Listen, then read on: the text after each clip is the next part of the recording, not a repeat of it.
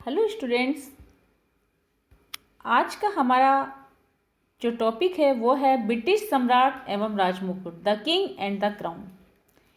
जैसा कि हम सभी जानते हैं कि ब्रिटेन में राजतंत्र व्यवस्था है और यहाँ पर सम्राट या किंग का शासन है।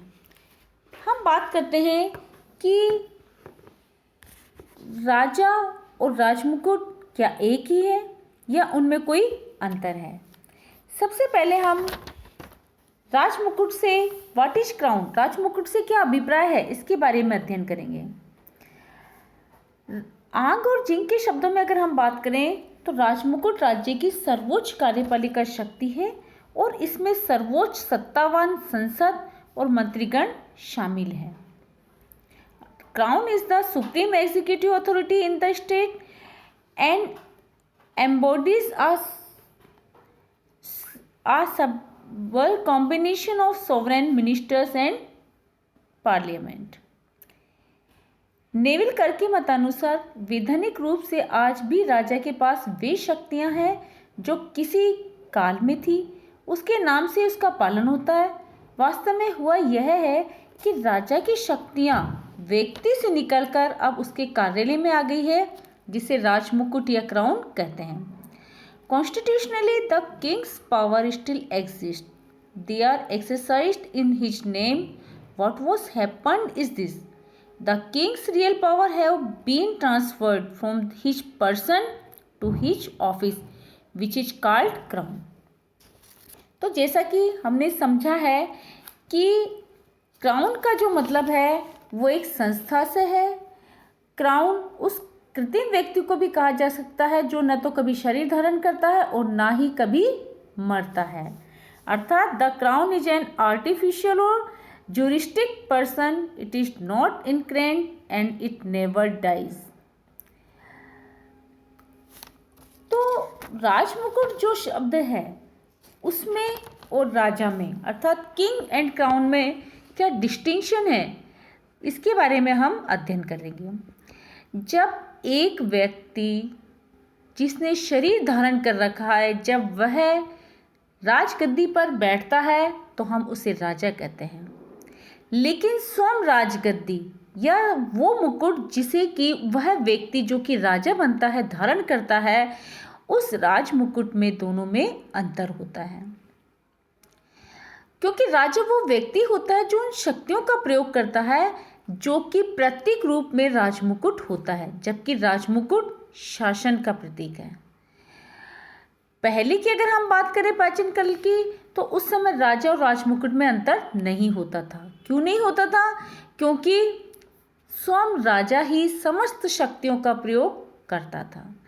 लेकिन अगर हम एट प्रेजेंट की बात कर रहे हैं, इस समय की बात करें जबकि राजतंत्र का लोकतांत्रिकरण हो गया है, तो राजा और राजमुकुट का भेद जो डिफरेंस है वो बहुत ज़्यादा इम्पोर्टेंट हो गया है। क्यों हो गया है? क्योंकि जब तक हम राजा और राजमुकुट के डिस्टिंक्शंस को नहीं समझेंगे, डिफरेंस को नहीं समझेंगे, उसके भेद को नहीं समझेंगे, तब तक हम अच्छी तरह से ब्रिटिश कॉन्स्टिट्यूशन को नहीं समझ सकते हैं। बात करते हैं कि दोनों में क्या भेद है। जैसा कि आप ये देख रहे हैं कि राजमुकुट के अंतर्गत सम्राट भी आता है, राजा भी आता है, मंत्रिमंडल भी आता है और स्वयं राजमुकुट भी है। अर्थात राजमुकुट एक व्यक्ति ना होकर एक संस्था है, इंस्टीट्यूशन है। तो पहला भेद क्या हुआ कि जहाँ राजा एक व्यक्ति है वहाँ राजमुकुट क्या है? एक संस्था है। जैसा कि आंक के अनुसार आजकल क्राउन एक संस्था, एक कार्यालय, एक कृत्य अर्थात an institution, an office and a function बन गया है। उनके ही शब्दों में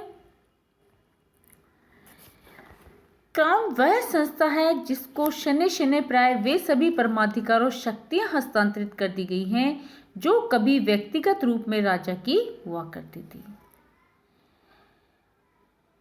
तो इस प्रकार राजा एक व्यक्ति है जबकि राजमुकुट एक संस्था है। दूसरी बात करते हैं हम, राजा नश्वर है, राजमुकुट अमर है। The king is dead, long live the king. अर्थात हेनरी एडवर्ड या जॉर्ज मर सकते हैं, हेनरी, एडवर्ड और George may die, but the king survives them all. लेकिन उनका पद, जिसे राजमुकुट कहा जाता है, अमर है। जैसा कि यहाँ पर ये प्रसिद्ध उक्ति है, जैसा मैंने अभी बताया कि सम्राट मर गया और सम्राट चिरंजीवी है। यहाँ सम्राट मर गया अर्थात राजा के रूप में है, लेकिन वो चिरंजीवी है अर्थात राजमुकुट हमेशा बना रहता है। इसी प्रकार से राजा मूर्तिमान है, विजिबल है, हम उसे देख सकते हैं, उसे देखकर बता सकते हैं कि वो कैसा है, लेकिन हम राजमुकुट को देख नहीं सकते, वह हमें दिखाई नहीं देता, एक अदृश्य है।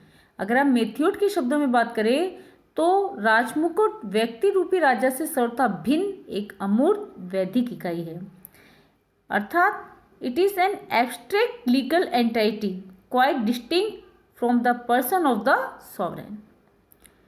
इसी प्रकार से राजा राजमुकुट का अंग है, यानी कि राजमुकुट विस्तृत है और राजा स्वयं उसका भी एक क्या है, एक भाग है, एक अंग है। क्योंकि जो राजमुकुट है वो जिन शक्तियों जिससे राजमुकुट का निर्माण होता है उसमें मंत्रिमंडल भी होता है, सम्राट भी होता है, राजा भी होता है, जनसाधारण भी होता है, सारे लोग उसको मिलकर उसका निर्माण करते हैं। तो राजा क्या है, एक छोटा सा उसका पार्ट है, लेकिन राजमुकुट एक विस्तृत भाग है। इसी प्रकार से राजमुकुट के पास विशाल शक्तियाँ हैं और राजा केवल उसका रश्मि प्रधान है। जैसा कि चार्ल्स पैट्रिक ने कहा है कि राजमुकुट ब्रिटिश संविधान की ऐसी व्यवस्था है जिसके ऊपर संपूर्ण संविधान टिका हुआ है। राजमुकुट की शक्तियाँ बहुत अधिक है और इन शक्तियों का प्रयोग राजा व्यक्तिगत रूप में नहीं करता। यदि वह इन शक्तियों का प्रयोग स्वयं ही करने लगे तो नाम मात्र के रश्मि प्रधान होने के स्थान पर क्या हो जाएगा, शक्तिशाली शासक हो जाएगा और शक्तिशाली होने का परिणाम उसके निरंकुश तंत्र में भी हो सकता है कि वो डिक्टेटरशिप में कन्वर्ट हो जाए। इसी प्रकार से राजमुकुट के कार्यों के लिए राजनीतिक दृष्टि से मंत्री ही उत्तरदायी है। क्यों उत्तरदायी है? क्योंकि राजा राजमुकुट की शक्तियों का प्रयोग मंत्रियों के सजेशन पर या परामर्श पर ही करता है। यानी कि जो भी राजा को मंत्री परामर्श देते हैं तो मंत्री राजा की ओर से राजा मंत्री की ओर से कार्य करता है और राजा इसके लिए रेस्पॉन्सिबल या उत्तरदायी नहीं होता है। नेक्स्ट हम बात करें कि राजमुकुट सामूहिक है और जो सम्राट है वो क्या है, व्यक्तिगत है। अर्थात सम्राट का रूप व्यक्ति और राजमुकुट का रूप सामूहिक होता है। राजमुकुट की शक्तियों का प्रयोग एक व्यक्ति द्वारा न होकर अनेक व्यक्तियों द्वारा होता है। जैसा हमने अभी देखा कि इसमें राजा भी होता है, संसद भी होती है, मंत्रिमंडल भी होते हैं, लोक सेवा के सदस्य भी होते हैं, और जबकि जो सम्राट है वो क्या होता है, इंडिविजुअल होता है। जैसे कि वेड एंड फिलिप्स ने लिखा है कि राजमुकुट शब्द से शासन की संपूर्ण शक्ति के योग का बोध होता है। अर्थात the term crown represents the sum total of government powers and it's synonymous with the executive in the exercise of some of the powers of the crown. The king may be called upon to exercise a person directions. तो जो राजमुकुट शब्द से शासन की संपूर्ण शक्ति का योग का बोध होता है और वह कार्यपालिका का क्या होता है, पर्यायवाची होता है, सिनोनिमस होता है। राजमुकुट की कुछ शक्तियों के प्रयोग में राजा से व्यक्तिगत विवेक से काम लेने के लिए कहा जा सकता है। तो इस प्रकार से हमने देखा कि राजमुकुट और राजा में बहुत ज़्यादा डिफरेंस है। अब बात करते हैं हम राजमुकुट की शक्ति की, powers and functions of the crown. इसके पावर्स वो जो हैं उसके दो सोर्स हैं, एक तो परमाधिकार या विशेषाधिकार और दूसरा है संविधि अर्थात कानून। राजमुकुट की शक्तियों की अगर हम बात करें तो उसकी सबसे पहली शक्ति है कार्यपालिका शक्ति, जिसमें वह समस्त राष्ट्रीय विधियों का पालन करवाता है। पूरा देश का प्रशासन या शासन क्राउन के नाम से चलाया जाता है और उसके द्वारा ही प्रधानमंत्री की नियुक्ति एवं अन्य मंत्री की नियुक्ति की जाती है। वह उच्च प्रशासकीय अधिकारियों न्यायाधीशों को भी नियुक्त कर सकता है। वह सेना का प्रधान माना जाता है, शासन पर नियंत्रण रखता है और विदेशी संबंधों का संचालन भी उसी के नाम पर किया जाता है। अगर हम राजदूत, वाणिज्य दूत आदि की बात करें तो उनकी नियुक्ति भी राजमुकुट के द्वारा ही की जाती है। वह अपने उपनिवेश अर्थात ऐसे देश जो कि किसी समय उसकी कॉलोनी रहे थे उनकी भी देखभाल करता है। गवर्नर और अन्य उच्च अधिकारियों की नियुक्ति करता है। राष्ट्रीय कोष का नियंत्रण, उसका संचालन करता है और स्थानीय सरकारों के कार्यों की देखरेख भी करता है। तो इस दृष्टि से हमने देख सकते हैं कि प्रशासन के क्षेत्र में क्राउन की शक्ति बहुत ही महत्वपूर्ण और व्यापक है। अगर हम आग के शब्दों में कहें तो उन्होंने कहा राजमुकुट की सामूहिक शक्ति की तुलना अगर हम अमेरिका के राष्ट्रपति की शक्तियों से करें तो उन्होंने ठीक ही कहा है कि ठीक उसी प्रकार से जिस प्रकार यूएसए का राष्ट्रपति राष्ट्रीय प्रशासक की व्यापक शाखाओं प्रशाखाओं का संचालन करता है, ब्रिटेन में राजमुकुट भी यही कार्य करता है। राजमुकुट की विधायी शक्तियाँ, इसके अंतर्गत इंग्लैंड में कानूनों का निर्माण राजा व संसद करता है। राजमुकुट संसद को बुला सकता है, भंग करा सकता है और वह नए पीर बनाने की अपनी शक्ति के द्वारा कानून निर्माण पर भी प्रभाव डाल सकता है। और जो भी संसद किसी भी कानून को यदि पारित करती है तो उस पर राजा की स्वीकृति आवश्यक है। वह सम्राट संसद के समक्ष उद्घाटन भाषण देता है। राजमुकुट अध्यादेश निकाल सकता है और उपनिवेश के संबंध में घोषणाएं कर सकता है। न्यायिक शक्तियों के अंतर्गत राजमुकुट ही न्याय का स्रोत है। सभी न्यायालय राजमुकुट द्वारा स्थापित किए जाते हैं। सारा न्याय कार्य राजमुकुट के नाम पर ही चलता है क्योंकि राजमुकुट ही न्यायाधीशों की नियुक्ति करता है, फौजदारी मुकदमों पर विचार करता है। राजमुकुट प्रिवी काउंसिल की न्यायिक समिति की राय पर उपनिवेशों तथा कुछ डोमिनियनों से आने वाली अपीलों को भी सुनता है। राजमुकुट क्षमा और दंड के अधिकारों का भी प्रयोग करता है। राजमुकुट की धार्मिक शक्तियों की अगर हम बात करें तो उसके अंतर्गत इंग्लैंड के स्थापित चर्च के प्रमुख होने के नाते वह कैंटरबरी तथा यॉर्क आर्च बिशपों, मिशनों और अन्य चर्चों के पदाधिकारियों की नियुक्ति करता है। राजा की अनुमति से ही चर्च ऑफ इंग्लैंड की राष्ट्रीय सभा की समस्त कार्यवाहियाँ होती है और धार्मिक अदालतों के निर्णयों के विरुद्ध अपीलें भी राजमुकुट की प्रिवी काउंसिल के सम्मुख आती है।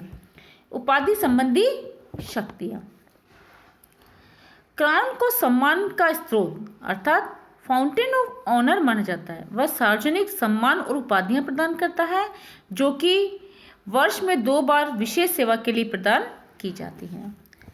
अब हम बात करते हैं कि राजमुकुट की शक्तियों का प्रयोग किस प्रकार होता है अर्थात how powers of the crown are exercised. तो जो हमने अभी तक पढ़ा है उसमें ये देखा है कि व्यवहार और सिद्धांत में राजमुकुट की चाहे कितनी भी शक्तियां हो उनका प्रयोग राजा नहीं करता है अपितु प्रधानमंत्री, संसद और मंत्रिमंडल ही करते हैं। लेकिन इन शक्तियों का प्रयोग राजा के नाम से ही किया जाता है, अतः करना उचित ही होगा कि यदि राजा की शक्ति कम हुई है तो राजमुकुट की शक्ति बड़ी है। अब बात करते हैं हम कि शासन व्यवस्था में राजा या रानी की क्या वास्तविक स्थिति है। तो इसकी स्थिति बिल्कुल ऐसी है कि जैसे एक स्वर्णिम मुकुट की होती है, अर्थात राजा और रानी ब्रिटेन के केवल नाम मात्र के शासक हैं। एक स्वर्णिम शून्य है, जैसा कि फाइनल ने कहा है कि विशाल गगनचुंबी तथा वैभवपूर्ण अट्टालिका है जिसके अंदर राजनीतिक शून्य का शक्ति की शून्य निवास करता है। वास्तविक स्थिति का अगर हम अध्ययन करें तो सम्राट कोई गलती नहीं कर सकता। The king can do no wrong.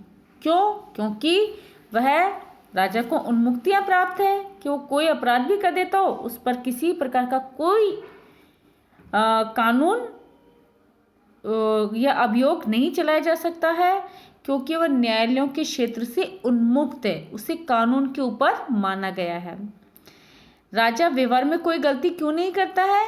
क्योंकि वह सारे कार्य अपने किससे करता है? मंत्रिमंडल के सलाह से करते हैं। और इसीलिए चार्ल्स द्वितीय के शयन कक्ष के द्वार पर एक दरबारी ने निम्नलिखित पंक्ति लिख दी थी कि यहाँ सोते हैं सम्राट हमारे अधिराज, विश्वास नहीं करता जिनकी बातों का कोई, कभी कमकली की बात नहीं करते हैं और न करते हैं बुद्धि की बात ही कोई।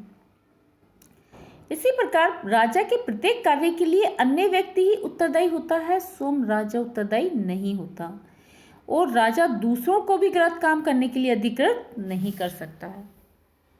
इसी प्रकार से राजा के कार्य को सदैव सही माना जाता है। अगर गलती होती है तो राजा की नहीं होती है। तो हम कह सकते हैं कि यहाँ पर एक राजा या सम्राट एक स्वर्णिम शून्य मात्र है, किंग एज अ मैग्निफिशिएंट चीपर। इसी प्रकार से सम्राट राज करता है, शासन नहीं। King does not rule but govern. सम्राट के विशेषाधिकार जो होते हैं, तो शासन संबंधी कार्य करने की स्वतंत्रता राजा को नहीं है, फिर भी अपने विशेषाधिकारों के क्षेत्र में अपने विवेक से कुछ कार्य कर सकता है। जैसे कि वो प्रधानमंत्री मंत्रिमंडल के चयन का विशेषाधिकार रखता है, किसी भी व्यक्ति को लार्ड बनाने का विशेषाधिकार रखता है, जो निम्न सदन है हाउस ऑफ कॉमन्स उसको वो डिसॉल्व कर सकता है, भंग कर सकता है, और विधेयक को वीटो करने का भी उसे अधिकार है। सम्राट शासन को प्रभावित कर सकता है, इन्फ्लुएंस की पावर उसमें होती है।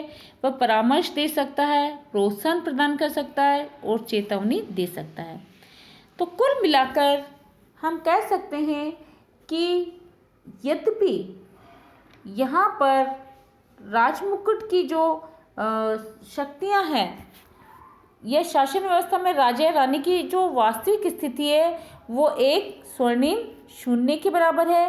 कुछ परिस्थितियों में उसे अपनी कहना चाहिए कि अपने स्वविवेकाधिकार का प्रयोग वो कर सकता है। इतना कुछ होने के बाद भी क्या यहाँ पर राजपद जो है या राजतंत्र का कोई औचित्य है, अर्थात जस्टिफिकेशन और यूटिलिटीज ऑफ मोनार्की कुछ है या नहीं है? तो हम कह सकते हैं कि यद्यपि यहाँ पर इसका कोई औचित्य नहीं है, लेकिन कुछ प्रमुख कारण हैं जो कि राजपद के औचित्य को सिद्ध कर सकते हैं। जैसे इंग्लैंड में राजतंत्र लोकतंत्र का समर्थक बन गया है, दोनों में कोई विरोध नहीं है, बल्कि राजतंत्र लोकतंत्र का समर्थन करता है। दूसरी ओर राजा की राजनीतिक निष्पक्षता होती है। किसी भी पार्टी या राजनीतिक दल में उस सारे राजनीतिक दलों में वो समान आदर पाते हैं, वो पर्टिकुलर किसी भी पार्टी को अपना अलग से नहीं समर्थन देते हैं। इसी प्रकार से अंग्रेज जाति राजतंत्र के पक्ष में है, क्योंकि हम जानते हैं कि ये बहुत कंजर्वेटिव होते हैं, रूढ़िवादी होते हैं और ये अपनी प्राचीन संस्थाओं और सभ्यताओं को बनाए रखना चाहते हैं। और राजतंत्र के पक्ष में जनमत का जो परिवर्तन है वह भी आया है। साथ ही राजा यहाँ पर उपयोगी है, संसदीय प्रणाली में राजा एक आवश्यकता भी है और यह मंत्री परिषद का स्थायी परामर्शदाता भी है। तो हम कह सकते हैं कि यहाँ पर राजा राष्ट्र की आत्मा है, उसकी एकता का प्रतीक है और जो उसका सम्मान और आदर है उसके कारण यहाँ पर राजपद को बनाए रखने के बहुत सारे कारण हैं। ये और राजतांत्रिक व्यवस्था होने के बाद भी यहाँ पर प्रजातंत्र की प्रगति हो रही है। तो हम कह सकते हैं कि संसार में कोई भी राजपद इतना सुरक्षित या जनता द्वारा सम्मानित नहीं है जितना कि ब्रिटेन का। जैसा कि लॉवेल ने कहा है कि यदि राजा राज्य के पोत की प्रेरक शक्ति नहीं है तो भी वह उस पोत का मस्तूल है जिस पर पाल लटका हुआ है, और इस प्रकार वह उस पोत का न केवल लाभदायक अपितु अत्यंत आवश्यक भाग है। अर्थात if the king is no longer the motive power of the ship of the state, it is the spar on which the sail is bent, and as such it is not only a useful but an essential part of the vessel. Thank you. सुरक्षित रहें, स्वस्थ रहें। धन्यवाद।